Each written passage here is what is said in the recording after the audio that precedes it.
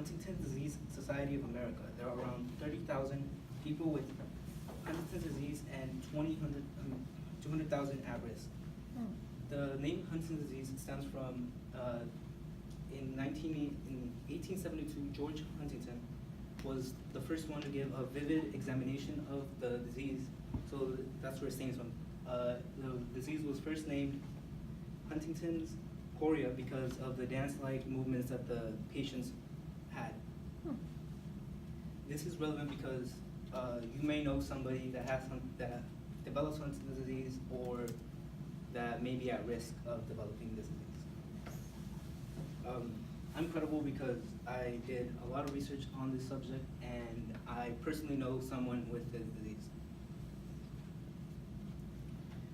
The purpose of the speech is to inform people about Huntington's disease and what it does. First, I would like to talk about what it is, and I'll talk about the treatments for Huntington's disease, and finally, I will talk about who can develop this disease.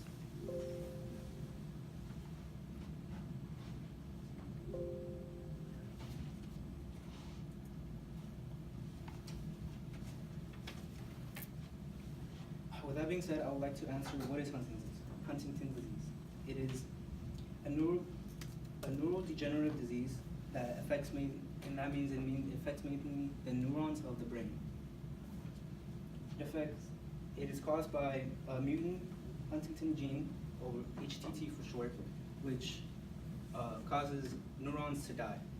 And it affects mainly the putamen and the caudate nucleus, which is this part right here. The caudate nucleus is especially important because it processes information and sends it to the frontal lobe of the brain.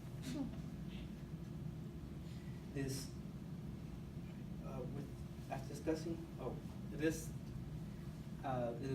the neurons dying causes a multitude of symptoms, which are chorea, which is why it's called Huntington's disease now instead of chorea is one of the symptoms. Dyskinesia, problems with involuntary movements, and dystonia, involuntary contractions, along with depression, anxiety, sleeping problems, and personality changes. I've seen this happen. I've seen this because of all these symptoms. They don't. Sorry, I'll talk about it later.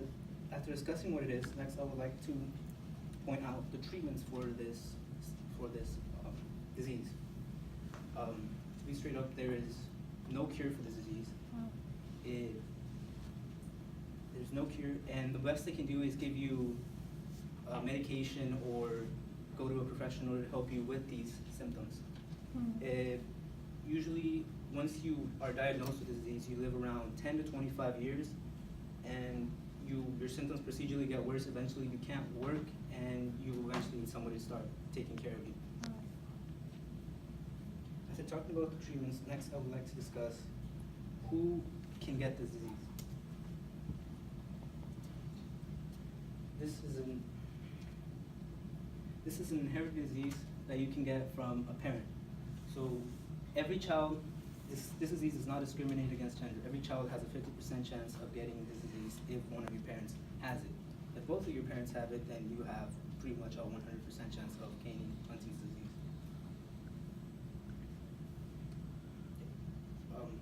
With that being said, now to wrap it up, conclusion. First I talked about what it is, then I talked about the treatments, and then finally I touched on who can get the disease.